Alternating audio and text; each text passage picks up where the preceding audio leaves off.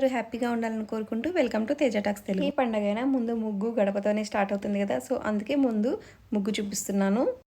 So ఈ రోజైతే వినాయక చవితికి ఈ ముగ్గు వేశాను. వరలక్ష్మి వ్రతంకి కూడా ఇదే ముగ్గు వేశానండి. హడావిడిలో మార్నింగ్ ఏ ముగ్గు వేయాలో తట్టలేదనమాట.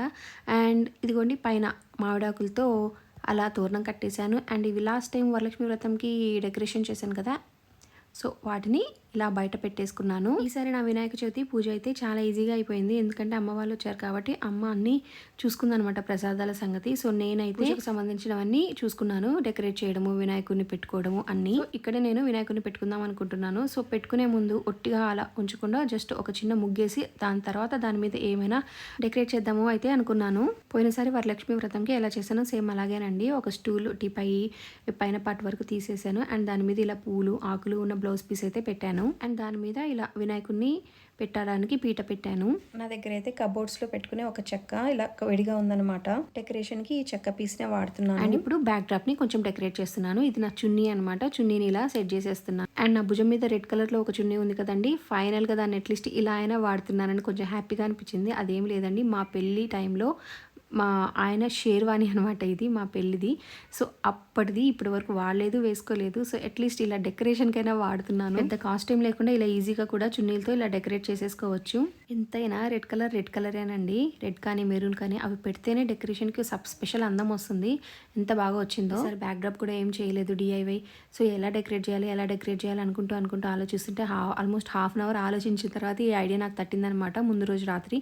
సో ఫైనల్గా ఇలా అయితే డెకరేట్ చేశాను. మా ముందు కాబట్టి ముందే ప్రిపేర్ చేసుకోలేదండి. అన్ని వినాయక చవితి రోజు డెకరేషన్ అన్ని పెట్టేసుకున్నాను. అయితే చాలా బాగా నచ్చిందండి ఇది. కానీ ఇదంతా నేను వినాయకుడిని ఆల్మోస్ట్ ఆకులతో గడ్డితో కవర్ చేసేస్తాను కాబట్టి ఈ డెకరేషన్ కూడా మొత్తం కవర్ అయిపోయింది.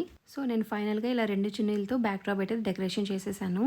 సో ఈ డెకరేషన్ అయితే ఇంట్లో అందరికీ నచ్చింది. లాస్ట్ టైం వరలక్ష్మి వ్రతం చేసుకున్నప్పుడు బ్యాక్ డ్రాప్గా నా పట్టు చీర పెట్టానండి. ఇప్పుడైతే నా 2 చున్నీలతో ఇలా సెట్ చేసేసాను. సో చిన్నగా కాదండి, కొంచెం హడావిడిగానే పూజకు కావాల్సిన ఐటమ్స్ అన్ని తెచ్చేసి పెట్టేసుకుంటున్నాను. సో మెయిన్ స్టేజ్ అయితే అయిపోయింది. ఇప్పుడు మన వినాయకుడిని పెట్టేసి అన్ని డెకరేట్ చేసేసాను అనమాట. సో వినాయకుడికి పూలు పెట్టాను.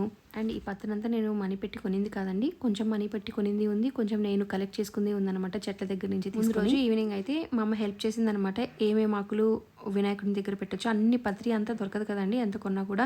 సో కొన్ని కలెక్ట్ చేసుకున్నాను అనమాట. అండ్ కొన్ని మందార మగ్గులు కూడా నైటే కోసుకొని ఇలా కొద్దిగా వాటర్లో వేసాను. మార్నింగ్ అయితే చక్కగా విచ్చుకున్నాయి. అవి కూడా వినాయకుడికి పెడుతున్నాను. సో డెకరేషన్ అంతా ఇలా కంప్లీట్ అయిపోయింది. అంటే అందరూ ఇలా చేసుకోవాలని ఖచ్చితంగా కాదులేండి. నాకు డెకరేటింగ్ చేయడం అంటే ఇష్టం. At the same time money కూడా ఎక్కువ స్పెండ్ చేయకూడదు. సో నాకు ఉన్న అవైలబుల్ ఐటమ్స్తో ఇలా డెకరేట్ చేసుకున్నాను. సో ఇంకా అన్నీ రెడీ చేసుకున్న తర్వాత పూజ స్టార్ట్ చేసే ముందు ఇలా శారీ అయితే కట్టేసుకొని రెడీ అయిపోయాను. అండ్ నా దగ్గర అయితే వినాయక చవితి వ్రతం బుక్ లేదనమాట. సో నేను లాస్ట్ టైం కూడా ఇలా ఐప్యాడ్లోనే చూసి చదువుకొని మొత్తం వ్రతం అంతా కంప్లీట్ చేశాను. ఇలా పూజలు వ్రతాలు చేయడంలో నేనేం పెద్ద ఎక్స్పర్ట్ని కాదండి. నేను బుక్ చూసి చదువుకుంటూనే చేయాలి. బట్ బుక్లో ఏది మిస్ చేయకుండా యాజ్ ఇట్ ఈస్ అలాగే చేయడానికి ట్రై చేస్తాను. సో పూజ స్టార్టింగ్ నుంచి అందరూ రాలేదు, కానీ పూజ కొంచెం సేపు అయ్యాక వ్రత కథ చదివేటప్పుడు మాత్రం అందరూ వచ్చి కూర్చున్నారనమాట వినటానికి. అండ్ నేను కూడా అసలు వీడియో రికార్డ్ అవుతుందో లేదో కూడా సరిగ్గా గమనివ్వలేదనమాట. సో పూజ చేసేటప్పుడు కాన్సన్ట్రేషన్ అంతా దేవుడి మీద ఉండాలి కదా. సో జస్ట్ ఒకసారి వీడియో ఆన్ చేశాను, కెమెరా వీడియో తీస్తూ ఉన్నారని. సో వీడియో రికార్డ్ అవుతుందా, వినిపిస్తుందా, నేను ఎలా కనిపిస్తున్నాను అవన్నీ నేను పట్టించుకోలేదనమాట. సో పూజ చేసేటప్పుడు మాత్రం కొంచెం కాన్సన్ట్రేట్గా జాగ్రత్తగా దేవుడిని తలుచుకుంటూ చేయాలి కదా. సో ఇలా ఆల్మోస్ట్ పూజ అంతా అయిపోయి కథంతా చదివేశాను. అందరూ పాపం ఓపికగానే విన్నారు, ఓపికగానే కూర్చున్నారండి. సో ఫైనల్గా ఇలా పూజ అంతా అయిపోయాక టెంకాయ కొట్టి హారతి ఇచ్చేసాను. అన్నీ చెప్పాను కానీ నేను అసలు ప్రసాదాలు ఏమేమి పెట్టానో చెప్పలేదు కదా. నేను మోదకాలు పెట్టాను, రవ్వతో చేసినవి, ఇంకా భక్షాలు అండ్ పులిహార పెట్టానండి. 3 ప్రసాదాలు చేశాను. ఇంకా పానకము, వడపప్పు కూడా పెట్టాను. పూజ అంతా అయిపోయింది. హారతిని కూడా అందరూ తీసేసుకున్నారు. ఆ తర్వాత యాక్చువల్లీ 11 గుంజీలు తీయాలి, బట్ మన వల్ల కాదు అనేసి ఒక 3 గుంజీలు అయితే తీసాను అనమాట దేవుడి మీద. అండ్ పిల్లలతో అయితే 11 గుంజీలు తీయించాను. రోహిత్ తీసాడు కానీ నిహాన్స్ తీయలేదండి. చిన్నపిల్లలు అయితే చేయగలరు కానీ చిన్నపిల్లల్లో ఉన్నంత ఎనర్జీ, అంత ఫ్లెక్సిబిలిటీ మనకు ఉండదు కదా. సో ఎందుకులే అనేసి నేను రిస్క్ తీసుకోకూడదు అని నేను 11 గుంజీలు అయితే తీయలేదు. ఫైనల్గా పూజ అయిపోయిన తర్వాత మా గుంజీలు అయిపోయాక ఇదిగోండి మా వినాయకుడు హ్యాపీగా తను కూడా రెస్ట్ తీసుకోవాలి, చక్కగా మేము పెట్టినవన్నీ తినాలి అని కోరుకుంటూ, పూజలో కూడా ఏమైనా తప్పులు ఉంటే క్షమించాలి అని కోరుకుంటూ వినాయక చవితి పూజని ఇలా కంప్లీట్ చేశాము. అండ్ మా ఫ్రెండ్ వాళ్ళ పాపను కూడా తీసుకొని వచ్చాను అనమాట. సో తనైతే పాటలు బాగా పాడుతుందని. వినాయకుడి పాట పాడు.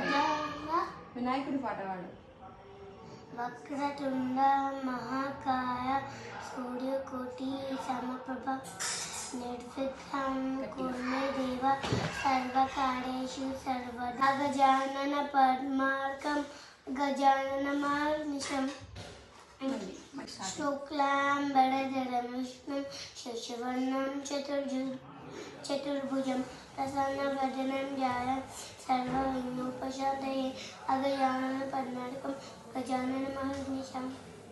సో ఇలా మా పాటలన్నీ అయిపోయాక ఇలా 2-3 సెల్ఫీలు అయితే తీసేసుకున్నాం అనమాట. లాస్ట్ టైం వరలక్ష్మి వ్రతంకి కూడా ఇలాగే సెల్ఫీలు తీసుకున్నాము. వరలక్ష్మి వ్రతం అప్పుడు కూడా ఇలా పాడిందనమాట పాటలు. అండ్ ఈ సారీ వచ్చేసి ఆర్కే కలెక్షన్స్లో తీసుకున్నానండి. ఒకవేళ ఎవరికైనా నచ్చితే తీసుకోవచ్చు, వెళ్ళి ఇప్పటికీ కూడా అవైలబుల్లో ఉన్నాయి. నేను ఏమైనా రెడీ అయ్యానంటే చాలు ఖచ్చితంగా ఒక ఫోటో అయినా తీసుకోవాల్సిందే. సో ఒక 2 నిమిషాలు ఇలా నా ఫోటో సెషన్ అనమాట. ఒక ఫోటో అయినా బాగొస్తుంది కదా అనేసి ఇన్ని ఫొటోస్ తీసుకుంటాను. అండ్ ఫైనల్గా ఇలా కిందికి వచ్చేసాము. కింద కూడా వినాయకుడిని పెట్టారండి మా కమ్యూనిటీలో. డెకరేషన్ అయితే ఈసారి చాలా బాగుంది. ఇదిగోండి బ్యాక్ డ్రాప్స్ చూడండి మనం ఫోటోలు తీసుకోవడానికి. ఇక్కడ ఒకటి పెట్టారు అండ్ ఈ స్టేజ్కి అవతల సైడ్ కూడా ఇంకోటి పెట్టారు. సో అక్కడ నిలబడి మనం ఫొటోస్ తీసుకోవచ్చు. అండ్ సాయంత్రం పర్ఫార్మెన్సెస్ కూడా ఉంటాయి, సాంగ్స్, డ్యాన్స్, ఇంకా ఏవైనా చిన్న చిన్న ఆటలు ఇలా పర్ఫార్మెన్స్ అన్నీ చేయడానికి ఇలా స్టేజ్ కట్టేశారు. అండ్ ఇప్పుడు వినాయకుడిని చూసేద్దామా. ఇదిగోండి వినాయకుడు దగ్గర నుంచి చూపిస్తాను వెళ్ళి. కింద కూడా గణేష్ పూజ కంప్లీట్ అయిపోయింది. అండ్ అందరూ దేవుడి దగ్గర ఉన్న టెంకాయలు అండ్ కొంచెం లడ్డూలు ఉంటే అక్కడ ప్రసాదం లాగా తీసుకున్నారు. అండ్ ఇంకా బయట కూడా పెడుతున్నారు అనమాట. పులిహార ప్రసాదం పెడుతున్నారు, లడ్డూలు కూడా ఇస్తున్నారు. నేను కూడా వినాయకుడి దగ్గరికి వెళ్ళి అక్కడ ఆయన దగ్గర ఉన్న ఒక లడ్డూని అయితే తీసుకున్నాను. అండ్ వినాయకుడికి థ్యాంక్ యూ చెప్పుకుంటున్నాను. అండ్ నిహాన్స్ కూడా ఒక లడ్డు ఇచ్చాను అనమాట. సో ఇలా ఫైనల్గా కింద కూడా వినాయకుడిని దర్శనం చేసేసుకొని పైకి వచ్చేసాము మళ్ళీ. సో అందరూ తింటున్నారు, మా తమ్ముడు కూడా వచ్చాడు. సో ఇలా మా పూజ అయితే అయిపోయింది ఈ రోజుకి. అండ్ నిహాన్స్కి మా అమ్మ పెట్టేసింది లంచ్. సో నాకు కూడా చాలా ఆకలేసిందండి. నేను కూడా ప్రశాంతంగా లంచ్ చేసేసుకొని ఇలా డ్రెస్ కూడా చేంజ్ చేసేసుకున్నాను, శారీ చేంజ్ చేసుకున్నాను కొంచెం ఫ్రీగా ఉంటుందని. ఇలా చేంజ్ చేసేసుకొని లంచ్ చేసేసుకొని కొద్దిసేపు రెస్ట్ తీసుకున్నాము. అండ్ నెక్స్ట్ వీడియోలో మేము మధ్యాహ్నం బయటకు వెళ్ళామన్నమాట. ఆ వ్లాగ్ కూడా చూపిస్తాను. అండ్ రోహిత్ అయితే ఇలా క్లే గణేశాలను కూడా పెట్టి వాటికి బుట్లు పెట్టాడు అనమాట. పూలతో కూడా కొద్దిగా వాటర్ చల్లాడు. రైట్ హ్యాండ్ పట్టు ఫస్ట్. అండ్ ఇలా మా వినాయక చవితి రోజు ఇలా మధ్యాహ్నం వరకు పూజ అయిపోయింది. అండ్ మధ్యాహ్నం నుంచి ఏం చేసాం, ఈవినింగ్ పూజ అన్నీ నేను నెక్స్ట్ వ్లాగ్లో అయితే పెడతాను. Thank you for watching until now. Bye.